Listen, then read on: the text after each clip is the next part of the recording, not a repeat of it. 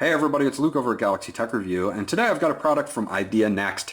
This is their Wi-Fi P2P camera at 960p HD definition. You can check this guy out on Amazon at the time of this video for $64.99, and I will have that link, as always, in the description below where you guys can check it out. Going around the box, they've got a couple specifications on the back. We'll go over that real quick. The model number on this is C2403W. It supports motion detection. It is wireless, so it does have a Wi-Fi built into it, and it only works on 2.4 gigahertz networks, not 5 gigahertz networks. I made that mistake of trying to hook it up to my 5 gigahertz network, and that was definitely a no-go. 802.11b, G, and N. If you really have problems hooking this up to your network, put your network in legacy mode, and then you will have no problems after that. That was the thing with mine. I had mine on performance mode, and I put it in legacy mode, and as soon as I did that, I had no problems connecting. Camera resolution is 3 megapixels, 1.3 megapixel HD CMOS sensor. The two video streams that you will get is either HD or SD. You can get 1280 by 960 or 960p in HD, and you can 640 by 480 or 480p in SD. It does have audio transmission, so you can actually speak into your phone that you're connected with, and it will come out of the camera with a little speaker, and the camera itself actually has a microphone as well, so you can hear what's going on even if you're not at home. So you've got that. The power supply is a 5 volt 2 amp AC to wall adapter, and the night vision that's built into this, there are some IR LEDs around the camera itself, are up to 16 feet, and I'll show you that in just a second. So let's get this guy open and show you guys what comes inside. I like this camera. I think the initial setup was a little rough just to try to get it set up on the network, but once we got it set up on the network, everything seemed to go no problem. They have a nice little unit here. It's very nicely built. You've got pan and tilt. You've got like a 90-degree tilt on this, and you've got a 270-degree pan, so that's really cool. On the front, you're going to have that microphone for picking up noise and an LED notification. When it's green, it's connected to your network. On the bottom, you're going to have a QR code. This is for setting the camera up on your wireless network. I'll show you that in just a second, although this one already is connected. I can reset it and try to redo it for you. I will do that. And there is a reset button on the back. Now, if you want to do manual recording, so like it has motion detection as well, it will support in the back here. I don't know if you guys will be able to see this, but there is a micro SD card slot here that will support up to 32 gigs in there, and then of course your micro USB for powering the unit. It will have to be constantly powered. There is no battery in the unit.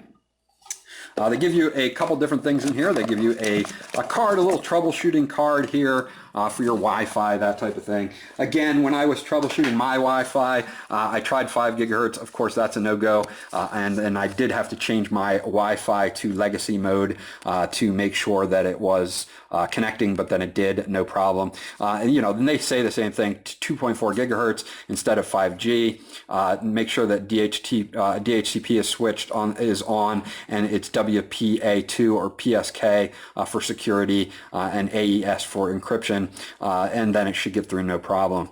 So very, very easy to set up once you make sure that your Wi-Fi settings aren't off a little bit here or there.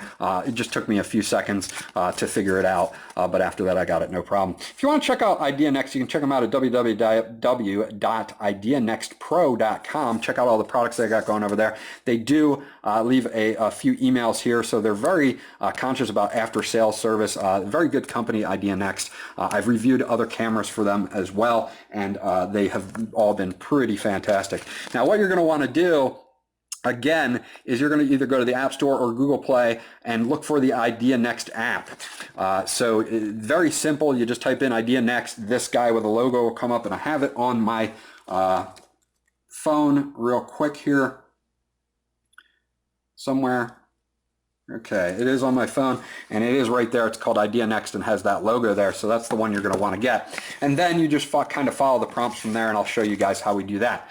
Now, they give you a very long USB to micro USB cable for hooking up your camera, which is great because you can put it in different places, and they give you a 5 volt 2 amp AC to USB charger here for it. So we're going to hook that up real quick.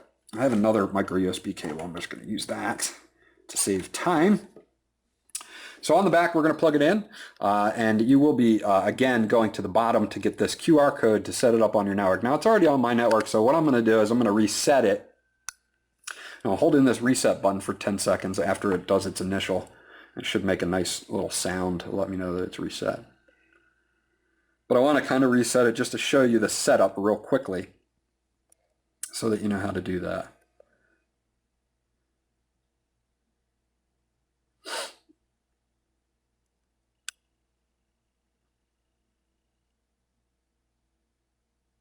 And I had to press it in again after it was done its initial boot up. Okay, good. I should be set up. Now, if this turns green, and I just have to reset it one more time, but it should be a blinking red, and this is the way it will be out of the box. So, out of the box, you should be able to just go into IdeaNext. Now, you're going to want to make sure that you're on the Wi-Fi network on your phone when you're doing it, that you want to connect it to. So, this one should be, I should be able to delete this device, yes. Okay, so you're going to have, when you first come up, you're going to have this My Device tab, and you're going to want to click this plus icon at the top right-hand corner. And you're going to want to add this. Now, they give you a couple different ways to do it. You can do it by a net cable, but there is no Ethernet cable on this, so you're going to have to add this by Wi-Fi, so we're going to do Wi-Fi adding. And then you're going to see this screen come up that has device ID and this little QR code button next to it. You're going to want to hit that button. It's going to bring up a scan for your phone, and you're going to want to scan the bottom. If I can get it in focus. There we go. And then it will put in the ID of your camera, and you can rename it. I'm just going to leave it at IP camera at this point. Now, I am connected to Galaxy Tech Review, so it knows that already, and I'm going to put in my Wi-Fi password.